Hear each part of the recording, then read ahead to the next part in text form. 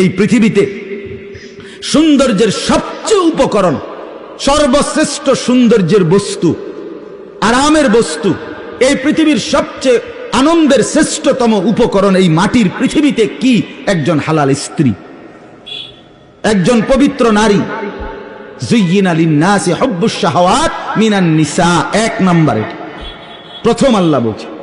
রাসূলুল্লাহ সাল্লাল্লাহু আলাইহি ওয়াসাল্লাম বলছে তাকওয়ার পরে, তাকওয়া অর্থাৎ কোন ব্যক্তি আল্লাহকে ভয় করে, এই নিয়ামত যদি কারো মধ্যে থাকে, তো এর পরে কোন ব্যক্তির 2 নম্বর শ্রেষ্ঠ নিয়ামত কি? নবী বলছে আল মারআতুস সালিহা, একজন নেককার স্ত্রী। একটা লোক নামাজি, একটা লোক রোজাদার, একটা লোক হজ করছে, একটা লোক হালাল খায়, একটা লোক হারাম থেকে বাঁচে, বুঝা গেল লোকটা মুত্তাকি। কথা বলেন না, লোকটা কি?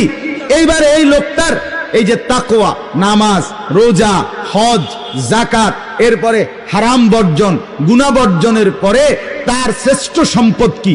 শ্রেষ্ঠ নিয়ামত 2 নম্বরে কি? আল্লাহর রাসূল বলছে আল মারআতুস সালিহা, একজন নেক স্ত্রী।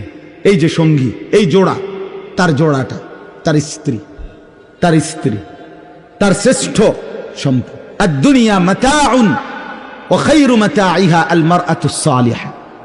নবীজি সাল্লাল্লাহু আলাইহি সাল্লাম বলেন তামাম দুনিয়া